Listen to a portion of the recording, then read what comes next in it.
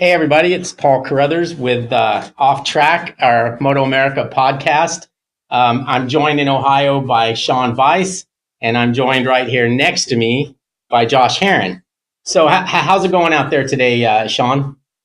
I'm so jealous right now. You guys are sitting in a room over there in Southern California. I'm over here in Ohio, just begging for spring to come. So I'm just happy to be on the podcast with you guys today. We're gonna have a good time talking to this guest, Josh Herrin.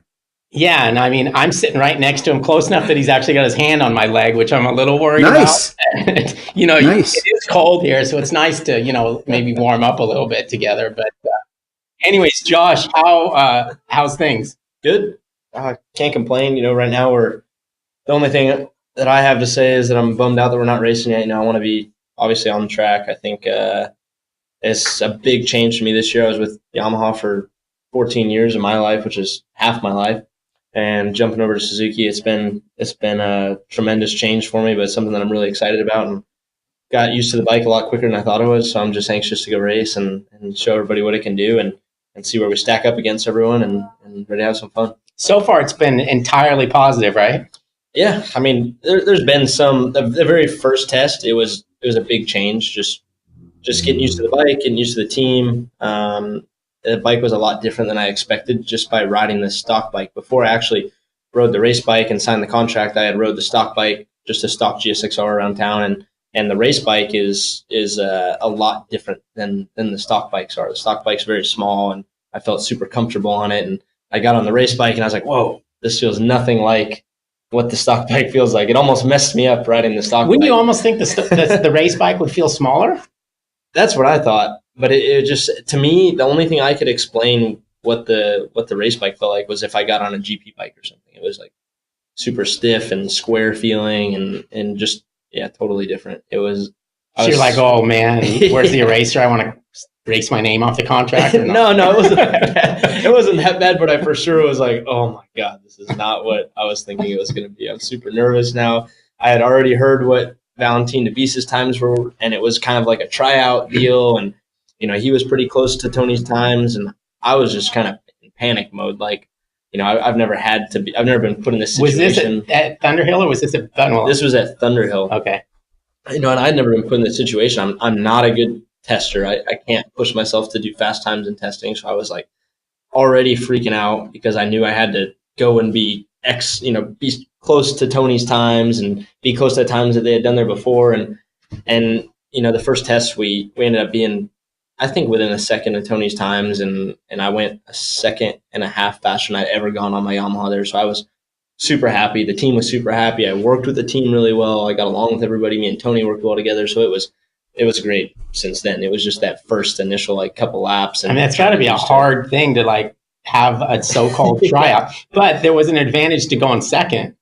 There was and there wasn't, because in my eyes, I had kind of discredited Valentin a little bit and thought he wasn't going to go that fast. So I was like, oh, no problem. This is going to be fine. But he ended up going fast. But another thing that I had to look at was that it was a track day, and I had figured, okay, Valentin's going to be pushing super hard.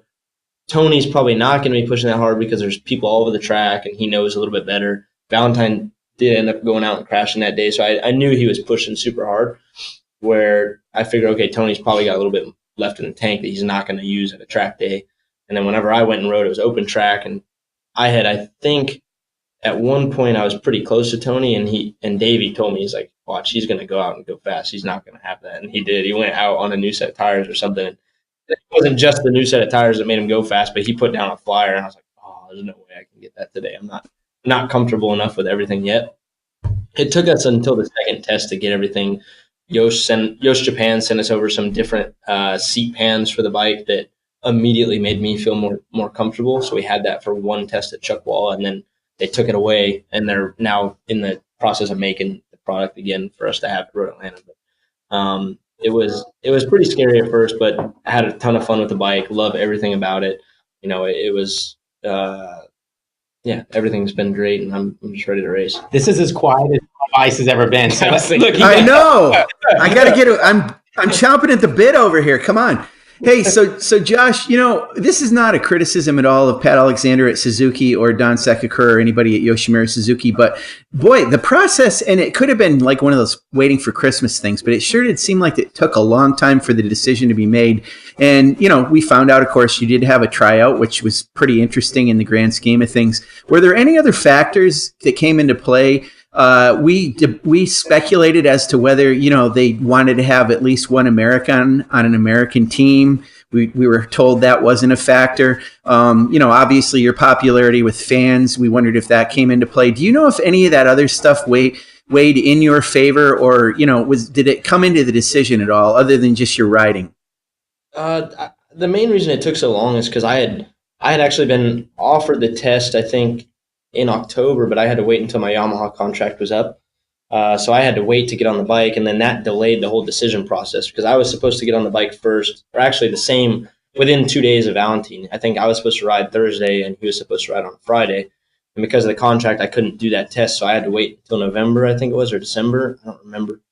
And so it just delayed the whole process. And then answering your second question, I think, the social media stuff and just everything that I do, I think I'm well diverse rider compared to most of the other guys. I do a lot of stuff, and I think that for sure helped Suzuki's decision. I think,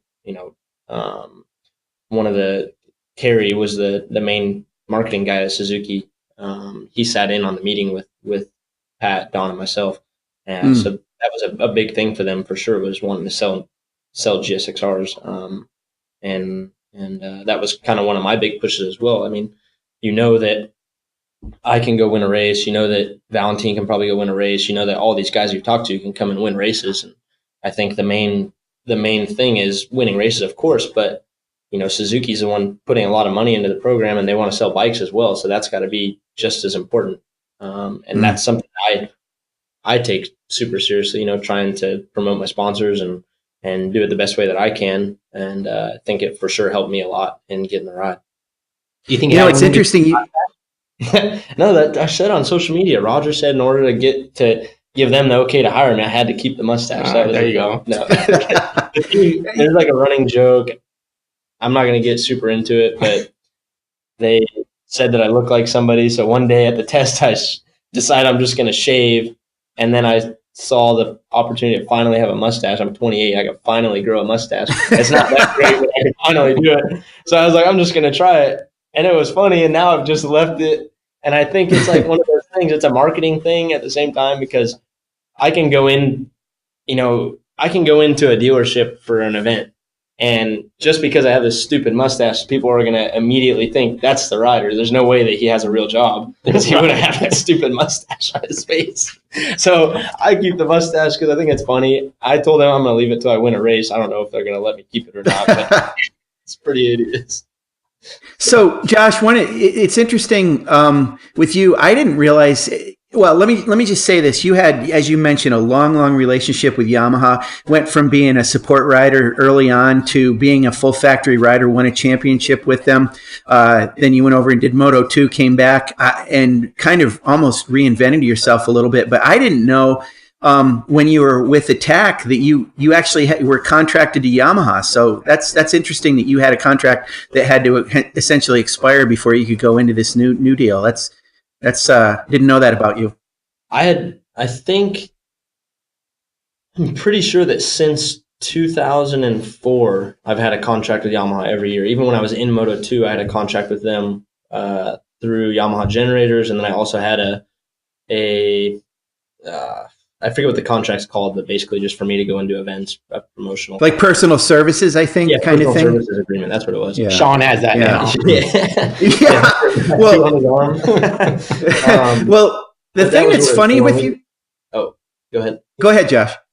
So I had that PSA agreement. It was also, we had to get any support that we could last year on the Attack team. So Yamaha, gave us a parts allowance and gave us 2 bikes, and then helped us out a little bit more whenever we needed some extra parts. They helped as much as they could to keep us afloat, and like after Utah, you probably needed some parts. yeah. Like at Utah, they came over and said, whatever you guys need to rebuild the bike, let us know.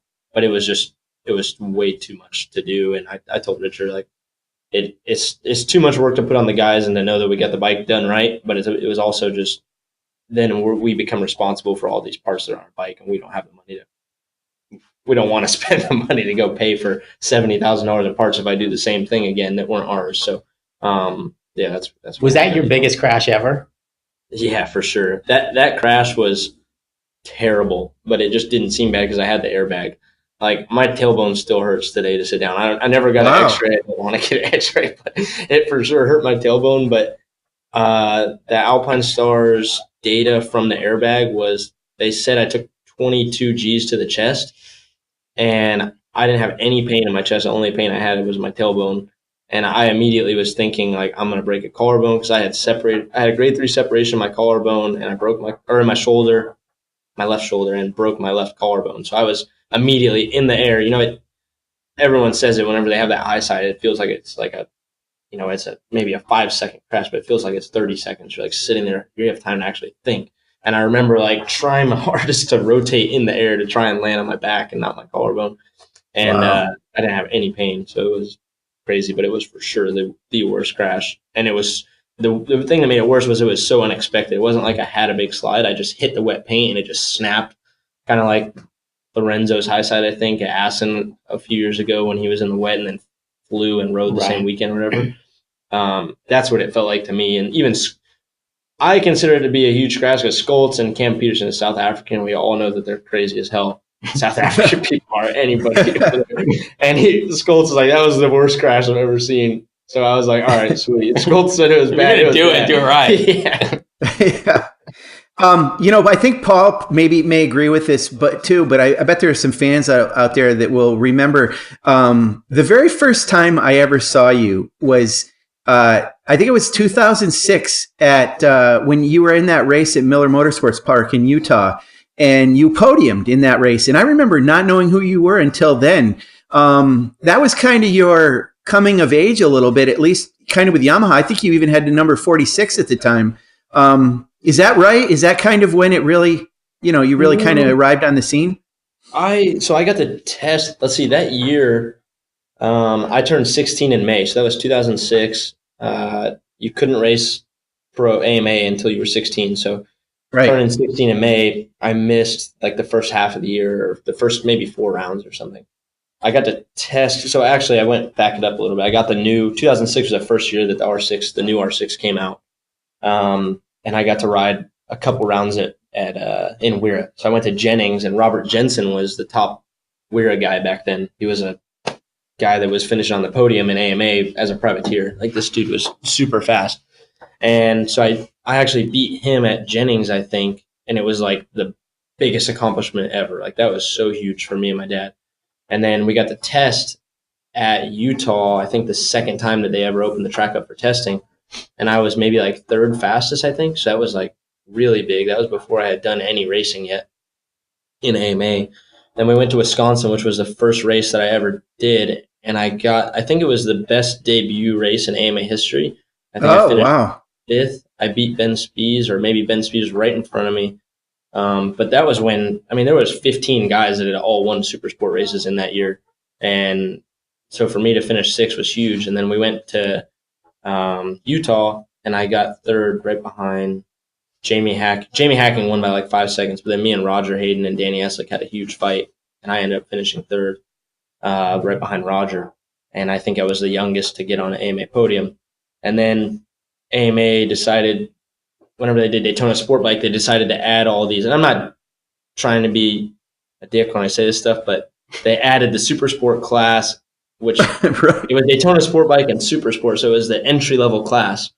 And so then you had, I think, Elena Myers then became the youngest person to ever get a podium. Yeah, but it wasn't even the same. It was not the same. It made me so mad. Yeah, I was so mad. I was like, here I am. Like, I have this, my name in the record books. It's like when I won Daytona. I was like, the youngest person to ever win Daytona 200. And they're like, oh, no, actually, there was somebody that did it on the sand in 1956. Oh, Brad Andres. Yes. Like, that doesn't count. It was on the sand. Like, it's the same thing to me. It was like, Elena was a great rider, and all the people in that class were great, but it was also like a weird class. Well, it was more of an entry level. It was like our stock 600 was. So to this day, I'm mad about that, because I think I still would have the youngest record, the youngest to win a race if it wasn't a junior cup or a entry level 600 class, and that would be sweet. But now it's Elena Myers will always have it, I think, or maybe somebody else actually got it. But so, Sean, we should have had Elena Myers on here today.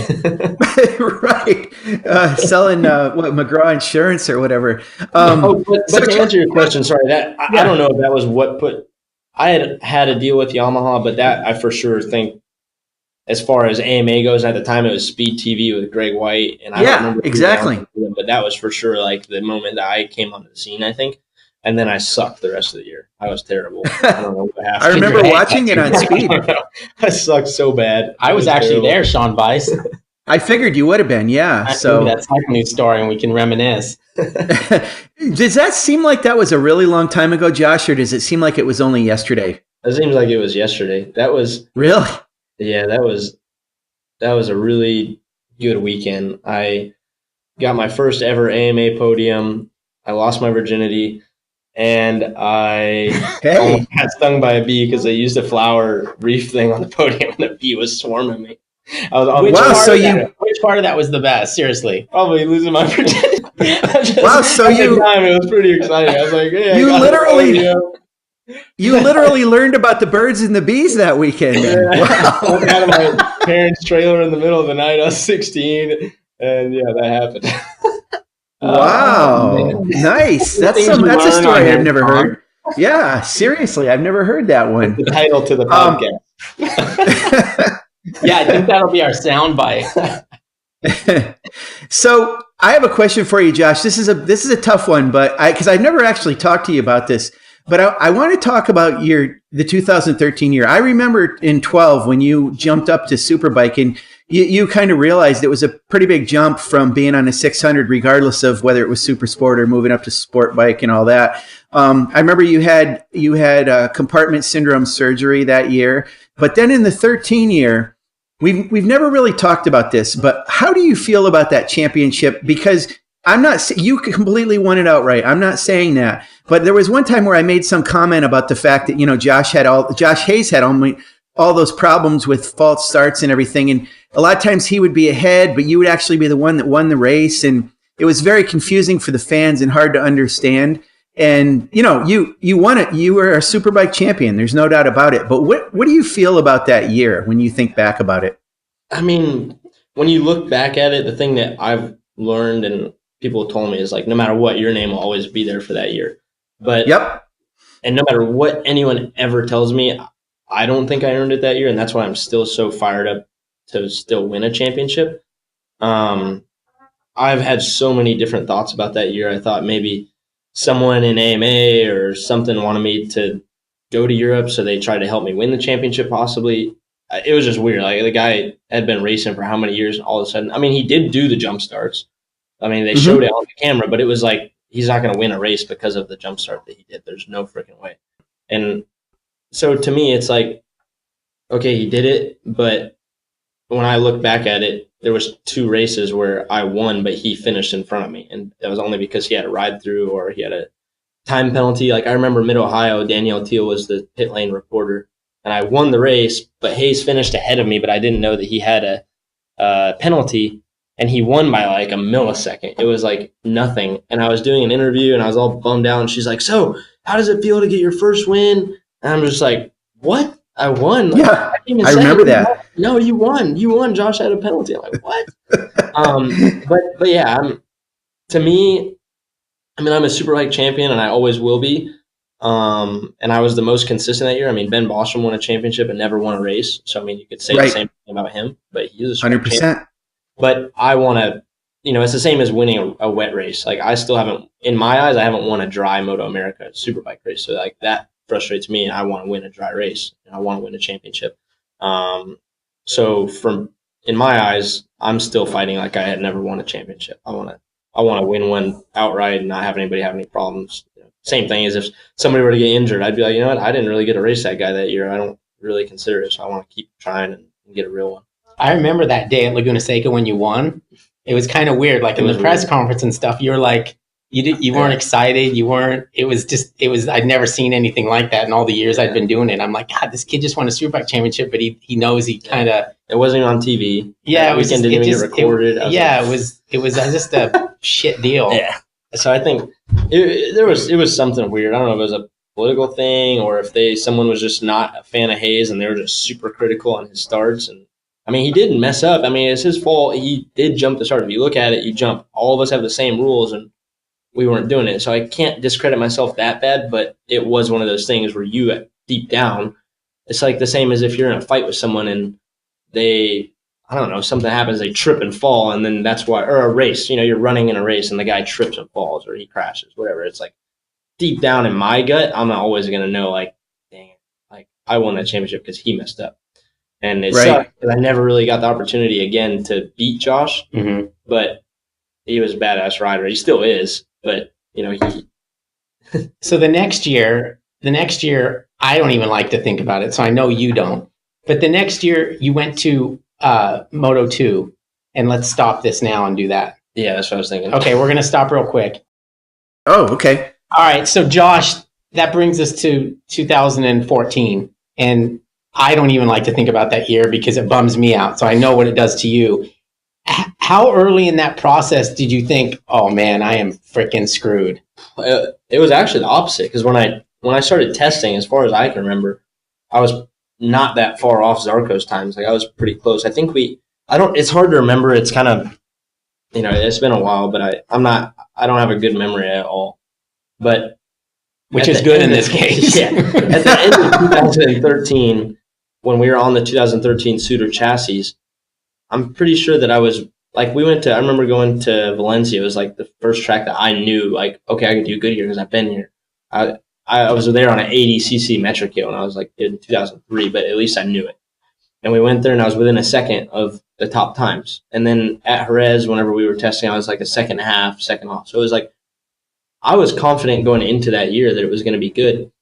I remember exactly that whenever everything kind of turned, and it wasn't because of what happened at all, but I don't think that it was, but it was that same time whenever Tommy Aquino passed that I was sick in a hotel room I think we were in, I don't even remember what the track was called, but we had a track in Spain and I was super sick. So I missed the first day of testing and then I got the news about Tommy and I was there by myself and it was just like, this is like the worst day ever. Like, I don't understand why all this just happened, right? Like my best friend growing up, I raced with just died on a motorcycle. I can't go out there for the funeral. Like, it was pretty messed up. I'm sitting sick in a hotel room by myself.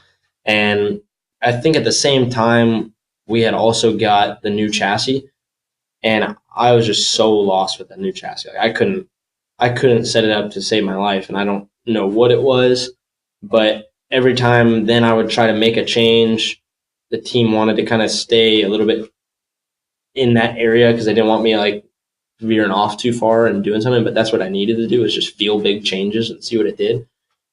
The biggest thing that hurt that whole year, minus not changing my grips, which really sucked. I tried changing grips. That is like the biggest thing to me. You could ask the Yosh guys. I told them like, I have to have these grips. I have to have rear sets that are sharp. Like I need to feel like wherever you're touching, like you have to feel that. It's super important, right?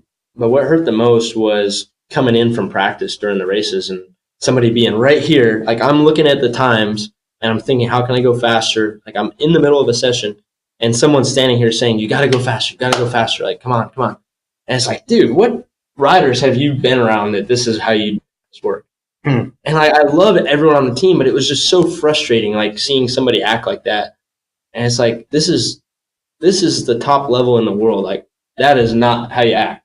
Like, let me focus and think about what I need to do. I need to be thinking about the bike right now, not thinking about you yelling in my ear that I need to go faster. You think I want to be where I'm at right now? Like, right. I know that I need to move up.